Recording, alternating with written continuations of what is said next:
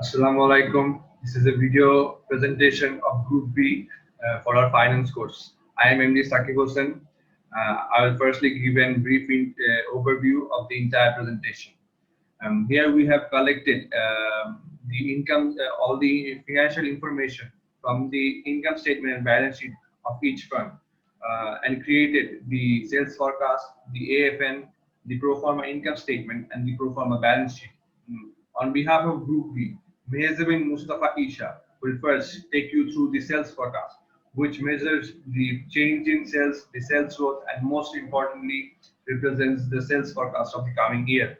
Then Shorif Abul Hassan will describe the AFN, which provides, which presents and measures the funding that will be required to meet the expansion resulting from the sales growth. Then Asif Arman and Kitab Muhammad Tamim will describe the pro forma income statement and pro forma balance sheet, which provides the tabulation of future projections that help the firm better understand how to manage its incomes, expenses, assets, and liabilities and equities. But firstly, I'll go through the income statement and the balance sheet for the company that I have chosen.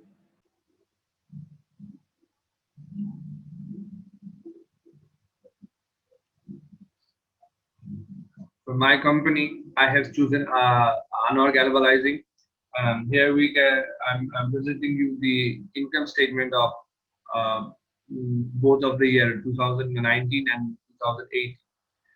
Here we see the revenues of both of the years, and by deducting the cost of goods sold, we can see the gross profit. And it also represents the operating expenses. And by deducting the total operating expenses from gross profit, we can see the operating profit here. We have also deducted the financial expenses and also added non-operating income and other incomes to find the profit before tax. Then we have deducted the income taxes, current and deferred both, to find the net profit after taxes. And then we have added the other comprehensive incomes and the total comprehensive income to find the income. It also represents the basic earning per share for both of the years. Now I'll go to the balance sheet here. Balance sheet here, and we can see it has represents the non-current and current assets both separately, and also combined in total assets here. And here it represents the equity, the shareholders' equity, the retained earnings, and total equity is here. Also non-current liabilities and current liabilities as well. We can see the total non-current, total equities and liabilities here, and also the net value per asset of the both of the year. So that's it for me. And Mehzabin Mustafa Isha will next take you through the sales forecast. Thank you.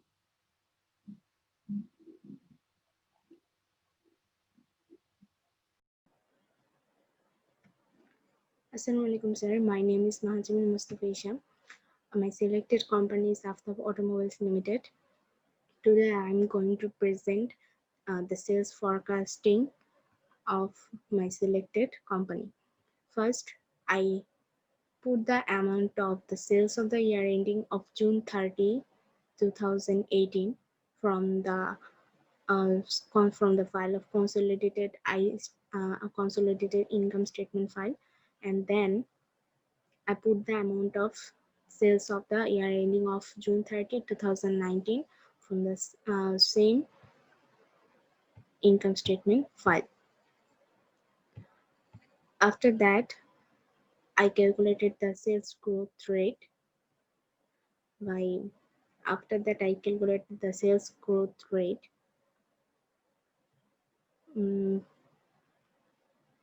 from divided sales growth rate from the deduction of sales of the year ending on June 30, 2019 from the sales of the year ending June 30, 2018, and then I divided the amount and I divided it from the sales of the year ending of June 30, 2019. And then forecasted six. Then I calculated the forecasted sales of the year ending of sales of the year ending of June 30, 2019, multiply into 1 plus sales growth rate, and then I calculated the forecasted change of the sales by calculated forecasted sales of the year ending of June 30, 2020 from the amount of year of the ending year of June 30, 2019.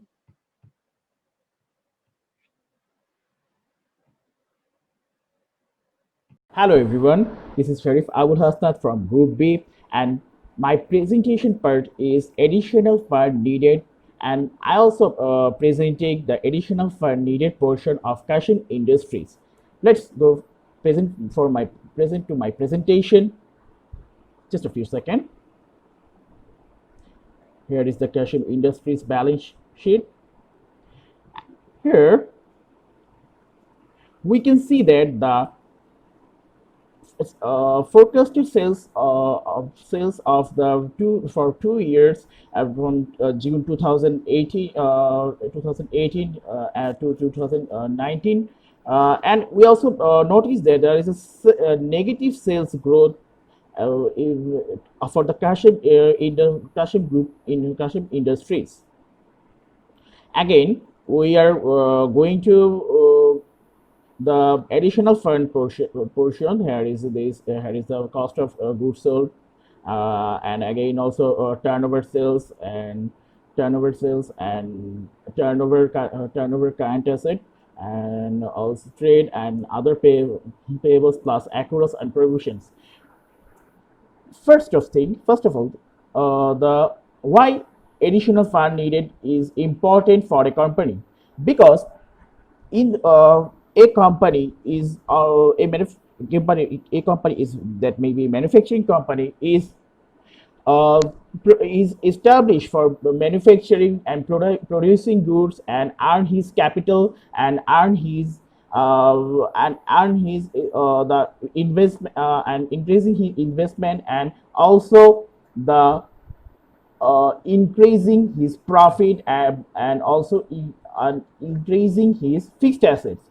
But here there is a negative sales growth on the on this occasion for the Kashin Industries. Again, we also see that the A divided by S, there is a 61%. That means asset and sales portion of the company.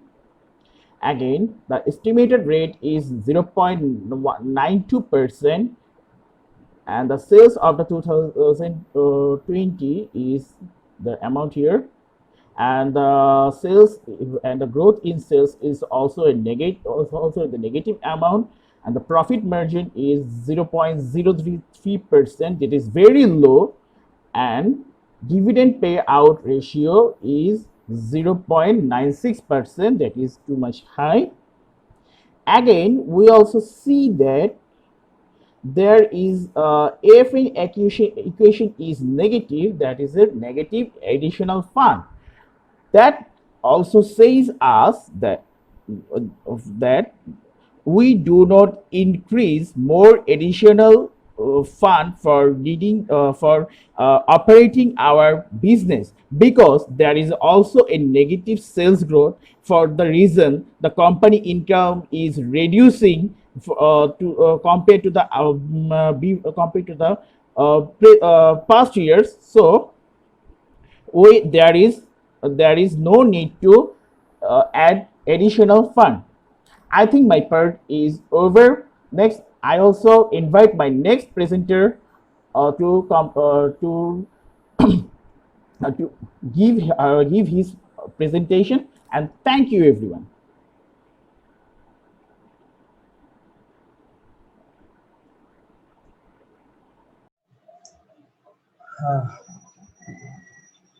Hello everyone, I'm going to present you the pro forma income statement of BSRM Steel.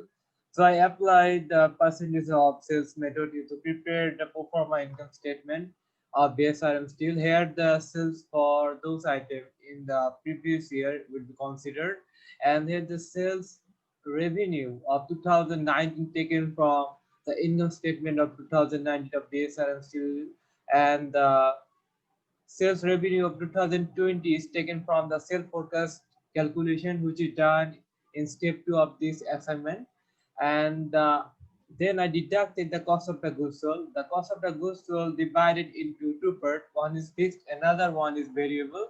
And we found the fixed and variable amount by applying the percentage of sales method. We can see here the cost of the goods sold is 92% of the sales. We divided the cost of the goods sold by the 2019 sales revenue, and we found the amount of 2000 amount of amount of the cost of the goods sold is 92% of the total sales revenue. And then we divided the 92% into part. One is fixed, another one is variable, and the 46% of the fixed cost of the goods sold came from the actual 2019 sales revenue, and the variable is the same. And the cost of the goods sold of 2020 of pro forma came from the sales forecast sales revenue. We can see here, right here.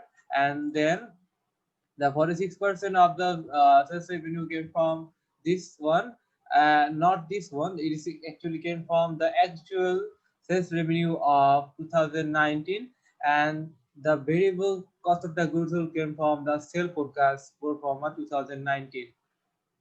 And then we deducted the cost of the goods sold from sales revenue, and we finally found the gross profit. Then move on to the operating expense, and it is also divided into two parts. One is fixed, another one is variable.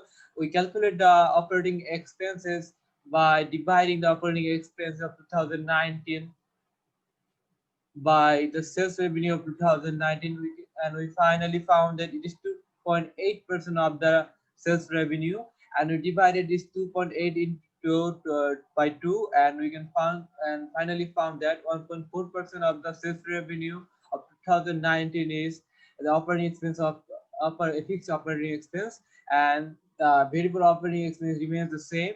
And the 2000 in 2020 the operating expense fixed remains the same, because it came from the 2019 sales revenue, because it is and another important notice is here, the operating expense remains the same because it is fixed, and the variable one changes because the in 2020 the sales revenue is changed, the amount of sales revenue is different, so the variable operating expense changes. And finally found that the by deducting the gross profit by the operating expenses, we found the profit after operating expenses. And then we move on to the interest expenses, and the interest expenses, this amount came from 2019 income statement of BSRM, and the interest expense remains same because if they take more loans, the interest expense will get higher if if the interest rate got higher. But it is assumed that the interest expense will remain same because the loan amount of loan, we assume that it will remain same. And then the net profit after tax, then we finally found a net profit after tax by deducting the profit after operating expenses and interest expenses. And we finally calculate our tax rate, because there is no tax rate as given in the financial statement of BSRM. So we calculate the tax rate by following following the rules from the internet, and we found that the tax rate is 20%. So let's explain the rules how we found this tax rate. So here the tax rate, the correct tax amount of 2019, which is given in the income statement of BSRF, and the profit before tax, which is also from the income statement of BSRF, of 2019, we divided these two and we found that 20% is a tax rate. And then finally we found our profit after tax by deducting the tax expenses and then we finally found the net profit after tax of the BSRM pro forma income statement. Thank you.